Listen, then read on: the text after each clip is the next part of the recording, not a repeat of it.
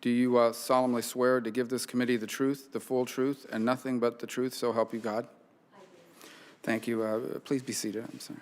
And before we move to your statement, I want to ask you the 5 standard questions that the committee poses to each nominee who appears before us. And they require simple yes or no answers for the record, if you so choose. Number 1, do you agree to appear before the committee here or in other venues when invited? I do. If confirmed, do you agree to send officials from your office to appear before the committee and designated staff when invited? Yes. Do you agree to provide documents or any other materials requested by the committee in order for it to carry out its oversight and its legislative responsibilities? Yes, I do. Will you ensure that your office and your staff provide such material to the committee when requested? Yes. And finally, do you agree to inform and fully brief to the fullest extent possible all members of this committee of the intelligence activities and covert actions rather than just only the chairman and the vice chairman? Yes. Thank you very much. We'll now proceed to your opening statement, and then after that, I'll recognize members by seniority for up to 5 minutes each, and the floor is yours. Thank you. Thank you.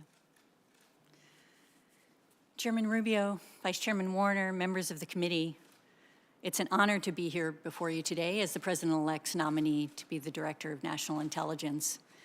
And I particularly appreciate your holding this hearing today in light of the searing events of the last 2 weeks. The fact that you have not allowed these events to interrupt the work of the committee on behalf of the American people, and that you continue to operate on a bipartisan basis, something this committee I know is known for, is a testament to all of you and an example that I profoundly admire. I am also very grateful to Senator Coates for his kind introduction, for his extraordinary service, and for his wise counsel during this period, and for standing with me in support of an institution and a community that we both love. And finally, I want to say how eternally grateful I am to my husband, David, who's with me today, for his love, his support, his wisdom, his patience, and perhaps most of all, his sense of humor for the last 29 years that we've been together. If I have the honor of being confirmed, I look forward to leading the intelligence community on behalf of the American people, to safeguarding their interests, advancing their security and their prosperity, and to defending our democracy, our freedom, and our values. This role comes with clear responsibilities: advising the President and his senior advisors to inform their consideration of critical national security issues, synchronizing and prioritizing collection, analysis, and counterintelligence efforts across the intelligence community, ensuring that our intelligence work is effectively integrated and focused on the threats of today and tomorrow, responsibly stewarding and allocating our resources, promoting strong national security relationships with both our allies abroad and with our partners here at home, and engaging directly and regularly with the Senate and House Intelligence Committees on each of these priorities. All of these responsibilities are essential to a strong and effective national intelligence program.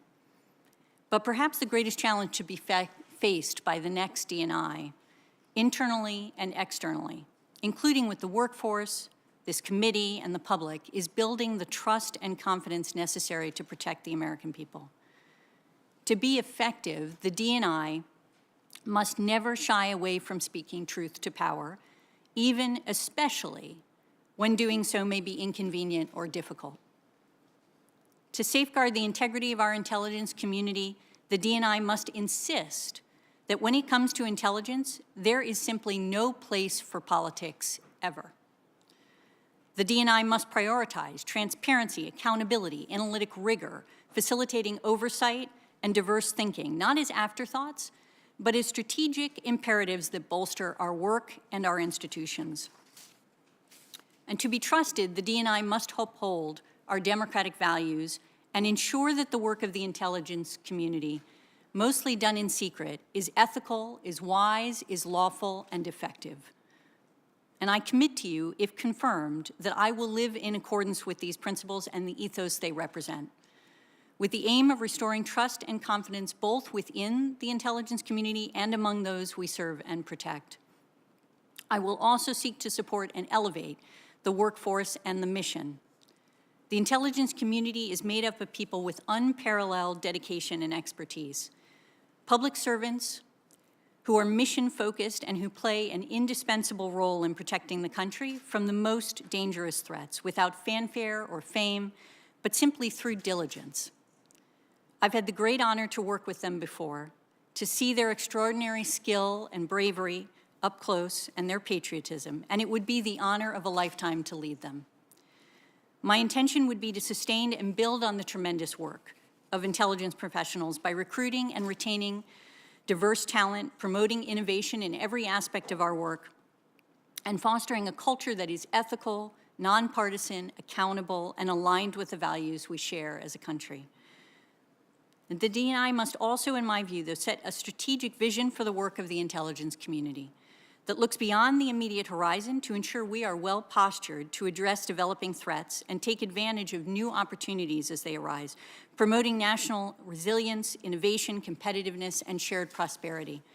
And this means ensuring that the intelligence community has the capacity to understand, warn, protect, and defend the United States against the threats we face. This includes threats from traditional state actors, as well as evolving and critical transnational threats, including climate change, cyber attacks, terrorism, global organized crime and corruption, disinformation campaigns, and more. Our capabilities must be aligned, strategically prioritized, and integrated to be effective. For instance, we should provide the necessary intelligence to support long-term bipartisan efforts to outcompete China, gaining and sharing insight into China's intentions and capabilities, while also supporting more immediate efforts to counter Beijing's unfair, illegal, aggressive, and coercive actions, as well as its human rights violations whenever we can.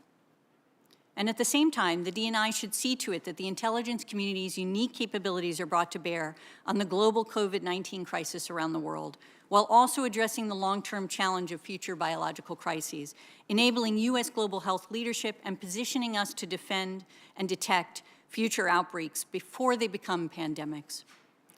And here at home, we must strengthen our cybersecurity, safeguard our critical infrastructure, and turn the ongoing technological revolution from a threat to an advantage by integrating new technologies to improve the capacity and superiority of our intelligence into the future. And of course, none of these aims can be achieved without a foundation of trust, which requires accountability, including through support of the Inspector General function, the protection of whistleblowers, and transparency.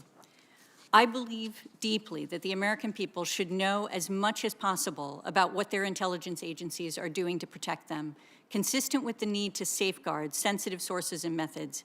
And if I am confirmed, I will strive to achieve that.